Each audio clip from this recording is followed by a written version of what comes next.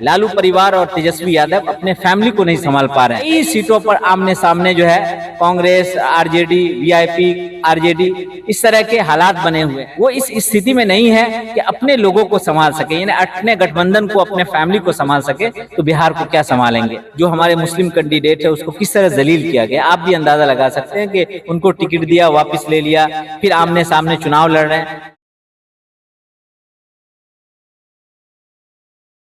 नमस्कार, मैं हूं आकिब जावेद और आप देख रहे हैं द बॉस न्यूज। हमारे साथ आज बातचीत करने के लिए शाहनवाज बदर कासमी हैं। आपको बता दें कि जनसुराज पार्टी के स्टार प्रचारक की जो लिस्ट जारी हुई थी उसमें एक लिस्ट इनका भी है, इनका एक नाम है। और मैं आपको बता दूं कि ये सिमरी बख्तियारपुर के रहने वाले हैं और सिमरी बख्तियारपुर के जाने माने चेहरे हैं, जिसके कारण इनको स्टार प्रचारक जनसुराज का बनाया गया। और ये फील्ड में जाकर के जनसुराज किस तरह से मजबूत हो और जनसुराज की जो कार्य प्रणाली है वो किस तरह से बढ़िया बेहतरीन तरीके से चले, उन सभी चीजों पर बात हो रही है, सभी मुद्दों पर बात हो रही है। तो हम आइए जानते हैं कि बिहार की राजनीति में जनसुराज का क्या योगदान है, क्या व्यवस्थाएं हैं, जनसुराज के आने के बाद क्या होने वाला है, ये सारी बातें हम इनसे करेंगे। सबसे पहले तो बहुत बधाई आपको, क्योंकि हमारे चाहने वाले भी आप हैं, हमारे नजदीकी हैं। तो सबसे पहले आपको बहुत बधाई कि स्टार प्रचारक की लिस्ट में आपका नाम शामिल हुआ। बहुत बहुत शुक्रिया। और सबसे बड़ी बात यह है कि आप टोटल 243 विधानसभा क्षेत्र में लड़ रहे हैं। चुनाव इतनी जल्दी एक पार्टी को आना और लड़ना, क्या आपको लग रहा है कि उतनी तैयारी आपकी है? जाहिर सी बात है, चुनाव जो है वो वक्त पे ही होना था। और क्योंकि पार्टी को तकरीबन 1 साल बने हुई है और तकरीबन उससे पहले 1.5-2 सालों से प्रशांत जी बिहार में जद्दोजहद कर रहे हैं। प्रशांत किशोर ऐसा नहीं है, लोग ये कहते हैं कि नए आदमी हैं, मैं कहता हूँ नए नहीं हैं। वो बिहार में नीतीश कुमार के साथ, जदयू के साथ काम कर चुके हैं और बिहार में अलग अलग रियासतों में, स्टेट में उन्होंने कई सारी पार्टियों के साथ काम किया है। अगर आप देखेंगे उस एतबार से तो प्रशांत किशोर के लिए बिहार कोई नई जगह है और न पॉलिटिक्स के एतबार से वो कहीं ना कहीं एक अनजाना चेहरा है। बल्कि प्रशांत किशोर बिहार की सियासत को, बिहार के नफ्स को और बिहार की जो बुनियादी इश्यूज थी वो मैं समझता हूँ कि बिहार में पिछले 25 सालों से और बल्कि उससे पहले एक लालू का दौर रहा है ना, उसके बाद आप किसी भी पार्टी को दें, लेकिन मुख्यमंत्री नीतीश कुमार ही को बनना था। तो ये जो लड़ाई है 2025 का जो चुनावी लड़ाई है और जो इस वक्त विधानसभा का इलेक्शन चल रहा है, ये मैं समझता हूँ कि सरकार बनाम जनता की लड़ाई है और जनस्वराज जनता की लड़ाई लड़ रही है। जनस्वराज जनता के मुद्दे जो थे, सबसे बड़ा मुद्दा जो बिहार का है वो पलायन का मुद्दा है। अगर आप देखेंगे इससे पहले के जितने भी चुनाव, उसमें कहीं ना कहीं हिंदू, मुसलमान, पाकिस्तान, है ना, मतलब मजहबी इश्यूज को लेकर के ज्यादा चीजें चलती थी और उसी पर सारा मतलब ये कह सकते हैं कि समीकरण जो है वो बनता था। लेकिन ये पहला चुनाव है बिहार का जब मैं ये कह सकता हूं कि मुद्दे के बुनियाद पर ऐसी पार्टियां जिसके जबान से कभी जो है बेरोजगारी, पलायन, है ना, शिक्षा, इस तरह की चीजें नहीं निकलती थी, वो सिर्फ और सिर्फ अपने जात की राजनीति करते थे और हिंदू मुसलमान कर करके वो चुनाव जीतने का काम करते थे। आज जनस्वराज की वजह से, नीतीश ये अपने प्रशांत किशोर की वजह से बिहार की सभी पार्टियों ने मुद्दे की लड़ाई के बुनियाद पर ये चुनाव हो रहा है। और मुझे यकीन है, पूरे यकीन के साथ कह सकते हैं, अच्छी बात है कि जनस्वराज ने ये फैसला लिया कि हम सभी सीटों पे चुनाव लड़ेंगे। जाहिर सी बात है कि 243 पे चुनाव लड़ना कोई आसान काम नहीं है। बिहार की जितनी बड़ी बड़ी पार्टियां हैं, बल्कि देश की बड़ी बड़ी पार्टियां, वो भी सभी सीटों पे चुनाव नहीं लड़ पाती। नहीं, एक उन्होंने कोशिश की है। अगर जनस्वराज का मकसद यही है कि हम, जब लोग ये कहते हैं कि बिहार को बदलना है, बिहार को बेहतर बनाना है, तो ये जनता की लड़ाई है, ये जनस्वराज की लड़ाई नहीं है। जनस्वराज की जो लड़ाई है वो जनता की लड़ाई है। प्रशांत किशोर समझिए कि उनके मददगार बन करके एक सामने आए और उन्होंने कहा ठीक है, हम एक कोशिश करते हैं, जद्दोजहद करते हैं, एक प्रयास करते हैं। इस वक्त चुनाव में ये नेता का इम्तिहान नहीं है, ये जनता, ये जो आवाम की लड़ाई है। आवाम किसका साथ देती है और किसका साथ नहीं देती है। आप देख रहे हैं कि इस वक्त जो महागठबंधन, जिसको हम लोग हमेशा सपोर्ट करते आ रहे हैं, अभी भी बहुत सारे लोग सपोर्ट कर रहे हैं, लेकिन उनका रवैया क्या है? लालू परिवार और तेजस्वी यादव अपने फैमिली को नहीं संभाल पा रहे हैं। उनके भाई अलग चुनाव लड़ रहे हैं, उनके घर में कितना इख्तलाफ है, उनका जो गठबंधन है वो वीआईपी पार्टी और दूसरे दल के लोग हैं, कई सीटों पर आमने सामने जो है कांग्रेस, आरजेडी, वीआईपी, आरजेडी, इस तरह के हालात बने हुए हैं। तो जो लोग एनडीए को खत्म करने की बात कर रहे हैं वो इस स्थिति में नहीं है कि अपने लोगों को संभाल सके, यानी अपने गठबंधन को, अपने फैमिली को संभाल सके, तो बिहार को क्या संभालेंगे। सबसे बड़ी बात है कि एक मुद्दा सबसे ज्यादा बिहार में चलता रहा आपके पार्टी के लिए, कहा जाता है आपके पार्टी को कि बीजेपी की बी टीम में ऐसा क्या कहना है? देखिए, लोगों का काम है जाहिर सी बात है इल्जामात लगाना। आपने देखा होगा यही इल्जामात ओवैसी साहब पे लगाते हैं। बीजेपी, आरजेडी के लोग हमको बीजेपी और बीजेपी की बी टीम कहती है, बीजेपी वाले कहते हैं कि आरजेडी और कांग्रेस की बी टीम है। ये जो बी टीम और सी टीम का कोई कॉन्सेप्ट बिल्कुल भी मैं नहीं मानता हूं। ये सरासर ऐसे लोग बोलते हैं जिसको सियासी समझ नहीं होती है, उनको सियासत की ABCD भी नहीं मालूम। पॉलिटिक्स में ऐसा हरगिज नहीं होता। चुनाव जो भी लड़ते हैं वो अपने लिए लड़ते हैं। आपने देखा होगा तमाम पॉलिटिकल पार्टियों ने, है ना, जिस तरीके से ओवैसी साहब को बी टीम कह करके किस तरह माहौल बनाने का काम किया, वही इल्जामात जन स्वराज पे है, लेकिन उसका हकीकत से कोई लेना देना नहीं। और जिस तरीके से अपोजिशन का रोल प्रशांत किशोर ने बिहार में निभाने का काम किया, ये जिम्मेदारी और जवाबदेही तेजस्वी यादव और राहुल गांधी की थी। लेकिन उसके बावजूद भी पिछले 1 सालों में, बल्कि 6 महीने और 3 महीनों में जिस तरीके से प्रशांत किशोर ने बीजेपी के जो नेता थे उसको जिस तरह से बेनकाब करने का काम किया, और जिस तरीके से बीजेपी वालों ने लोगों को डरा के, धमका करके, और जिस तरीके से फर्जी डिग्री लेकर के लोगों को बेवकूफ बना रहे थे, ये जो हकायक है, जो सच्चाई है, वो कौन खोलना है? जाहिर सी बात है प्रशांत किशोर। आज प्रशांत किशोर की तारीफ सिर्फ जनस्वराज के लोग नहीं, बल्कि जो विरोधी लोग हैं, जो गठबंधन के लोग हैं, भाजपा के लोग हैं, वो लोग भी तारीफ करने के मजबूर है। वो लोग वोट दे या ना दे वो एक अलग मसला है, लेकिन आज बिहार में उन्होंने एक ऐसा निजाम बना दिया, एक ऐसी व्यवस्था बना दिया कि लोगों को लगने लगा कि मुद्दे, बहुत सारे ऐसे मुद्दे थे जो दबे हुए थे। और पहली बार बिहार के ऐसे जो नौजवान थे, जो लोग बरसहा बरस से अपने घर बार को छोड़ करके पलायन करके दिल्ली, पंजाब, कहाँ आंध्र प्रदेश और दूर दराज रहते हैं, वो बेचारे घर आए हैं इस चुनाव में वोट डालने के लिए। और एक पूरे बिहार में एक लहर है, कहीं ना कहीं मैं ये कह सकता हूँ कि जन स्वराज पूरी ताकत के साथ, कुव्वत के साथ और ईमानदारी के साथ ये लड़ाई लड़ रहे हैं। कामयाबी और नाकामी ये तो जाहिर सी बात है कि हमारे हाथ में नहीं है। जनता, लीडर का काम है जद्दोजहद करना, और ये आवाम और जनता का काम है कि किन का साथ देना है और किसका साथ नहीं देना है।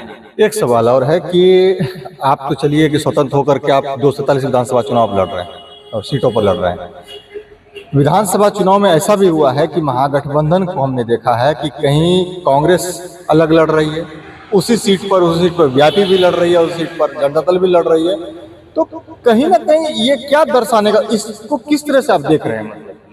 वही मैंने बोला कि गठबंधन जो है, गठबंधन जाहिर सी बात है संभाल के रखने वाली चीज होती है। आपके नेता खुद आपके काबू में नहीं है। इससे अंदाजा लगाइए कई सीटों पर जो हमारे मुस्लिम कैंडिडेट है उसको किस तरह जलील किया गया। आप भी अंदाजा लगा सकते हैं कि उनको टिकट दिया, वापस ले लिया, फिर आमने सामने चुनाव लड़ रहे हैं। तो गठबंधन के जो साथी हैं वो कहीं ना कहीं आपस में, गठबंधन नहीं गठबंधन है, मतलब एकदम भगदड़ मचा हुआ है। जो लोग अब एक गठबंधन बनने के बावजूद भी उसको नहीं संभाल पा रहे हैं, वो सरकार बनाने की बात कर रहे हैं। मैं समझता हूँ ये मुंगेरी लाल का सपना है। 14 तारीख को खुद ब खुद सारी चीजें सामने आ जाएगी।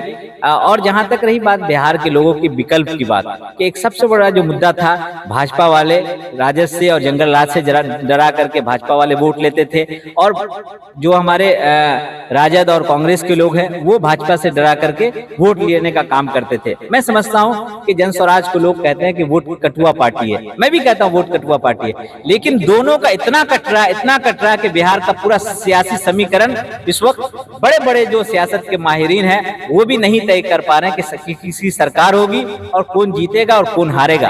तो कहीं ना कहीं एक विकल्प के तौर पर, एक मजबूत विकल्प के तौर पर जन स्वराज पार्टी उभर के आई है। और मैं उम्मीद करता हूं कि बिहार में आने वाला जो वक्त है वो कहीं ना कहीं जन स्वराज के बगैर बिहार की सियासत में कोई उसका दूसरे पार्टी का कोई वजूद उस तरह का नहीं है। एक मजबूत पार्टी की तरह और हमारे मजबूत नेता की तरह हर जगह चुनाव लड़ रहे हैं, और नेता का काम है मजबूती के साथ, ईमानदारी के साथ प्रयास करना, कामयाबी और नाकामी और खास तौर से किसको वोट देना और किसको नहीं देना ये जनता तय करेगी। जनता के मुद्दों को लेकर के, जनता के जो इश्यूज हैं उनको लेकर के प्रशांत जी जद्दोजहद कर रहे हैं और मैं समझता हूं कि जो भी प्रयास ईमानदारी से की जाती है, आप देख रहे हैं कि हमारा मुकाबला उन लोगों से है। बिहार में जन स्वराज का जो मुकाबला है वो गठबंधन से नहीं है, वो एनडीए से है। जो लोग कहते थे कि एनडीए के बी टीम है, मतलब भाजपा के बी टीम है, आज भाजपा वाले ही जन स्वराज के लीडरों को डरा रहे हैं। कई जगह खबरें आई, आपने भी देखा होगा। तो कहीं ना कहीं बिहार में जिन लोगों की सरकार है वो लोग बेचैन हो गए हैं और वो नहीं चाहते कि जन स्वराज पूरी ताकत के साथ ये लड़ाई लड़े और कहीं ना कहीं उनकी जो इक़्तिदार है वो हाथ से निकलने वाली है। इसीलिए कहीं ना कहीं पूरे बिहार में जो बिहार की सियासत वो हिलती दिखाई दे रही है और इस वक्त एक अच्छा माहौल है। लोगों की जो प्रयास और कोशिश है, मैं आपके जरिए ये लोगों तक पैगाम पहुंचाना चाहता हूं कि देखिए, ठीक है, अच्छी बात है, आप जिसके भी समर्थक है, जिसको भी वोट देना चाहते हैं और दे रहे हैं, लेकिन कहीं ना कहीं प्रशांत किशोर जो बातें कह रहे हैं, जो बातें उन्होंने बताई है कि आपने हमेशा कि आपने लालू यादव को सपोर्ट किया।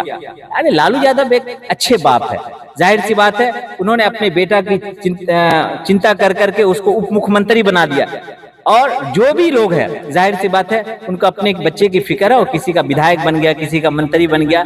लोगों को इस बात की फिक्र करनी चाहिए आपके बच्चे क्या कर रहे हैं। उन्होंने कहा कि एक मर्तबा अपने बच्चों की खातिर आप वोट डालिए। एक बिहार में नया व्यवस्था और नई सरकार जब बनेगी तो उसमें वही आपकी खुशहाली और आपकी तरक्की का एक राज बनेगा। मुझे लगता है कि जो स्कूल का बस्ता है उन्होंने जानबूझ करके इस चुनाव चिन्ह को लिया, क्योंकि जो गरीबी से निकलने का रास्ता है वो स्कूल का बस्ता है। इस वक्त गांव-गांव में मैं समझता हूं कि आप जहां चले जाइए, बिहार के कोने कोने में, गांव-गांव में कहीं ना कहीं जन स्वराज पूरी ताकत के साथ चुनाव लड़ रही है और मुझे लगता है कि हम लोग कामयाबी की तरफ कदम बढ़ा रहे हैं। सम्राट चौधरी कहते हैं कि ऐसे ऐसे जोकर आते हैं और जाते हैं। जोकर तो बेचारे खुद सबसे बड़े जोकर निकले, है ना। हम लोगों को जो सच्चाई मालूम नहीं थी, अभी सम्राट चौधरी जो है वो मुंह दिखाने के काबिल भी नहीं बचे। हकीकत ये है कि जिस तरीके से उन्होंने लोगों को गुमराह करके और लोगों को ये बता करके हम यहाँ से पढ़े वहाँ से पढ़े, लेकिन जब सच्चाई आई तो पूरे के पूरे भाजपा खेमे में, जदयू में एक सन्नाटा छा गया। कोई आप देख रहे होंगे जिन जिन लोगों पर प्रशांत किशोर ने पूरे डिटेल के साथ और पूरे सच्चाई के साथ उन्होंने जिस तरीके से इन लोगों को बेनकाब करने का काम किया है, ये एक बहुत बड़ी मैं समझता हूँ कि उनको जो घेरने की जिम्मेदारी थी, उनको बेनकाब करने की जिम्मेदारी विपक्षी पार्टियों की थी। लेकिन प्रशांत किशोर नई पार्टी होने के बावजूद भी उन्होंने बीजेपी को एक आईना दिखाया है और बिहार के लोगों को ये बताने का काम किया है कि जिन लोगों को आपने ये गद्दी दिया हुआ है, जिन लोगों को आपने ये ओहदा दिया है, ये इस काबिल नहीं है। उनके पास कोई विजन नहीं है, कोई मिशन नहीं है, उनका कोई प्लान नहीं है। वो बेइख्तियार लोग हैं, जाहिल अनपढ़ लोग हैं। आप ऐसे लोगों को बिहार की जिम्मेदारी सौंपिए जिनके पास एक विजन हो, मिशन हो। एक नया बिहार अगर बनाना चाहते हैं, एक ऐसा विकसित बिहार जिसमें आप भी खुश रहें, आपके बच्चे भी खुश रहें, आपके जो बच्चे हैं वो इंसान होने के बावजूद बाहर रहकर जानवरों जैसी जिंदगी गुजार रहे हैं, तो जाहिर सी बात है अच्छी शिक्षा, रोजगार और जो बुनियादी जो हमारे इश्यूज हैं उसको लेकर के जन स्वराज ये चुनाव लड़ रहे हैं और ये जनता की तरफ से जन स्वराज चुनाव लड़ रहे हैं। मैं समझता हूँ कि 1-2 सीट का मसला नहीं है, पूरे बिहार के भविष्य की लड़ाई है और मुझे यकीन है कि इसमें कहीं ना कहीं हमको कामयाबी मिलेगी। और जाहिर सी बात है, चुनाव में जब हम लड़ते हैं तो जीत और हार तो होती रहती है, ये कोई नई बात नहीं है। तो बहुत सारे अच्छे लोग भी, बहुत सारे अहम लोग भी चुनाव हार जाते हैं, उनको टिकट नहीं मिलता है, लेकिन उसके बावजूद भी, क्योंकि सियासत का यही तरीका है, जमहूरियत की यही खूबसूरती है और आपके पास वोट की जो ताकत है उस ताकत का सही इस्तेमाल कीजिए। आइंदा 6 तारीख को जो यहाँ अपने हल्के में इंतखाब होने वाला है, मतदान होने वाला है। मैं तमाम सहरसा वासियों से और कोसी वासियों से अपील करना चाहूँगा कि आप अपने मत का मुकम्मल तरीके से सच्चाई के साथ, क्योंकि वोट एक अमानत होता है, आप उसको ज़ाय मत कीजिए। सही लोगों को, जिसका दिल आपको चाहता है कि नहीं वो मुस्तहिक है, जिनकी बातें आपको अच्छी लग रही है, जिनको लगता है कि ये इनको हमें वोट करना चाहिए, ये मत सोचिए कि कौन हारेगा और कौन जीतेगा, क्योंकि अगर इंसाफ का यही तकाजा है, तादाद को मत देखिए कि लोग उसके तरफ ज्यादा है। तादाद अगर यही सोच लेंगे तो जाहिर सी बात है सच्चा आदमी तो अकेला रह जाता है और झूठा आदमी। लास्ट सवाल आपसे कि अभी जो मामला चल रहा है कि कोई डिप्टी सीएम बन रहा है, कोई सीएम बन रहा है, ये मुद्दा बहुत ज्यादा तूल पकड़ा हुआ है पूरे भारत में। इसको लेकर के आपकी पार्टी क्या सोचती है? यार आप क्या सोचते हैं? आप भी मुस्लिम हैं, आप क्या सोचते हैं, ये बताइए। ये देखिए, ये गठबंधन का अपना एक जाती एक उनका जो भी है, पहले से भी ये तय था कि तेजस्वी यादव मुख्यमंत्री बनेंगे और डिप्टी सीएम पर एक कंफ्यूजन था और बार बार मुकेश सहनी ये बहुत बता रहे थे कि मैं बनूंगा। तो ये तो मजाक जो है, मुंगेरी लाल का सपना देखने वाली बातें हैं कि ये लोग जब सरकार ही नहीं आएंगे तो बनेंगे क्या साहब, नंबर एक। दूसरी बात के मैं असल जो कहना चाह रहा हूँ कि जो पार्टी 2% है बिहार में और वो उसमें भी 50% से ज्यादा लोग गठबंधन को सपोर्ट नहीं करते हैं, भाजपा के लोग को वोट करते हैं सहन समाज। तो MY समीकरण जो एक था बिहार में कि मुसलमान और यादव वाली जो एक पॉलिटिक्स बिहार में चल रही थी, तो इस मर्तबा गठबंधन ने तय दिखा दिया, ये साबित कर दिया कि अब MY समीकरण बिहार में बचा नहीं है। अगर MY समीकरण बचता तो यकीनन बिहार का जो उप मुख्यमंत्री और डिप्टी सीएम है वो किसी न किसी मुसलमान को का चेहरा बनाते, लेकिन क्योंकि अंदर से उन जो सच्चाई है वो खुल करके सामने आ गई और उन्होंने एक मल्लाह को बनाया है। इससे अंदाजा होता है कि MY का मतलब ये है कि मुस्लिम और यादव नहीं बल्कि मल्लाह और यादव। तो जाहिर सी बात है मुसलमानों में नाराजगी है। आप 2% वालों को लड्डू थमा रहे हैं और जो बेचारे 18% भर भर के आपको वोट दे रहे हैं उसको कद्दू हाथ में दे रहे हैं। तो मैं समझता हूं कि जो हमारे गठबंधन के साथी चुनाव लड़ रहे हैं, जो उम्मीदवार हैं, वो भी लाजवाब, इस तरह के सवालों से लाजवाब है और बहुत दुखी है और अफसोस कर रहे हैं कि हम लोग इतनी बड़ी तादाद में राजद को और कांग्रेस को सपोर्ट करते हैं, लेकिन उसके बावजूद भी जब हिस्सेदारी की बात आती है उनको हमारा वोट तो चाहिए, लेकिन हमारी लीडरशिप उनको गवारा नहीं है, पसंद नहीं है। इसीलिए जानबूझ करके उन्होंने किसी मुसलमान डिप्टी सीएम का ऐलान नहीं किया कि उनको कहीं ना कहीं ऐसा लगता है इसकी वजह से हमको वोट हमारा कम हो जाएगा। अगर आपको ऐसा था कि कांग्रेस से या किसी भी पार्टी से अगर कोई मुस्लिम चेहरे को ही लाना था तो जरूर आपको ऐलान करना चाहिए। मैं समझता हूं कि ये जितने भी इश्यूज हैं, ये जितनी भी मुसलमानों के साथ ये जिल्लत आमेज तरीका उन्होंने अपनाया है, ये जो भी बाशऊर मुसलमान है, वो जो भी बाशऊर लोग हैं, वो इन तमाम बातों को समझते हैं और वोट की जो ताकत है वो यही ताकत है कि जब आप वोट डालने जाएं तो इन तमाम मुद्दों को आप अपने जहन में रखें और ईमानदारी के साथ आप ऐसे आदमी को वोट करने का काम करें जो आपकी लड़ाई लड़ रहे हैं, बिहार की लड़ाई लड़ रहे हैं और मुद्दे को, बिहार के जो आम जनता की लड़ाई है उसको वो चुनावी उसके बुनियाद पर चुनाव लड़ रहे हैं। यकीनन अगर आपने अच्छे लोगों का साथ दिया तो बिहार में एक नया विकल्प जो बनने जा रहा है जनस्वराज की शक्ल में, यकीनन एक नई सरकार बनेगी, एक नई व्यवस्था बनेगा और बिहार एक पूरे भारत में एक ऐसा राज्य बनने वाला है जो सबसे ज्यादा तरक्की और खुशहाली की तरफ कदम बढ़ाने वाला है। हम उम्मीद करते हैं, हम अपने तमाम ऐसे दर्शकों से आपके माध्यम से, कि आप ईमानदारी का साथ देंगे, अच्छे लोगों का साथ देंगे और जो झूठे लोग, मक्कार लोग और जो इस तरह के चुनावी मुद्दे जो आप देख रहे होंगे अपने क्षेत्र में, जो आपके उम्मीदवार हैं, वो जाहिर सी बात है लोग खुशी से उनको सपोर्ट नहीं कर रहे। विकल्प नहीं है। अरे भाई, एक नई पार्टी आई है, नए लोग आए हैं, जब आप सच्चाई का साथ नहीं देंगे तो ऐसे हालत में लोगों को मायूसी होती है। और मुझे लगता है कि अगर आप चाहते हैं बिहार को एक नया बिहार बनाना, अपने बच्चों के चेहरों पे खुशहाली लाना, तो कहीं ना कहीं अच्छे लोगों का और सच्चे लोगों का साथ दीजिए। तो आपने सुना स्टार प्रचारक जनस्वराज पार्टी के शहनवाज बदर कासमी साहब हमारे साथ मौजूद थे। सारी बातों पर चर्चा हुई कि बिहार में आखिर चल क्या रहा है। मुस्लिम MY समीकरण के बारे में हमने बात कर लिया, साथ ही साथ जो है पूरे बिहार में क्या चल रहा है, जो 47 विधानसभा का जो सीट है वो क्या चल रहा है, उस पर बिहार में आखिर हो क्या रहा है, सम्राट चौधरी पर भी हमने बात कर लिया।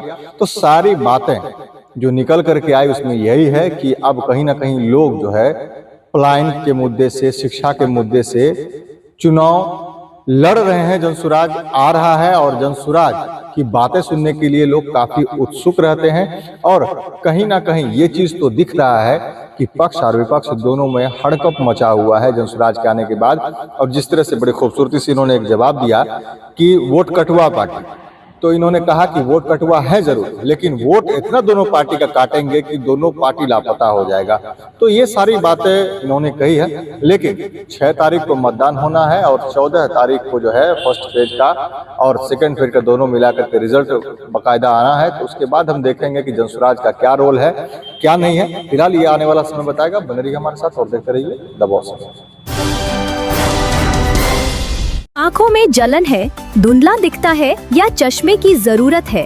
अब इलाज के लिए नेपाल जाने की जरूरत नहीं, सिमरी बख्तियारपुर में ही है। अमलाहन आई सेंटर, कंप्यूटराइज्ड जांच, फेको मशीन से मोतियाबिंद ऑपरेशन और हर आंख की समस्या का समाधान एक ही जगह। गरीब मरीजों के लिए विशेष छूट भी उपलब्ध है। मेन रोड, रानी बाग, सिमरी बख्तियारपुर, सहरसा, बिहार। अभी संपर्क करें 94 70 67 17 00। अब आपके अपने शहर सहरसा में खुल चुका है भारत का सबसे भरोसेमंद नाम तनिष्क ज्वेलरी। सोने चांदी की जगमगाहट, हीरे जवाहरात की शान और हर रिश्ते को खास बनाने वाले खूबसूरत डिजाइन्स, सब कुछ अब आपके ही सहरसा में। अगर आप ये वीडियो देखकर आते हैं और बताते हैं तो आपके लिए है स्पेशल ऑफर। तो देर किस बात की, आइए और इस सुनहरे मौके का लाभ उठाइए। तनिष्क ज्वेलरी अब आपके सहरसा में।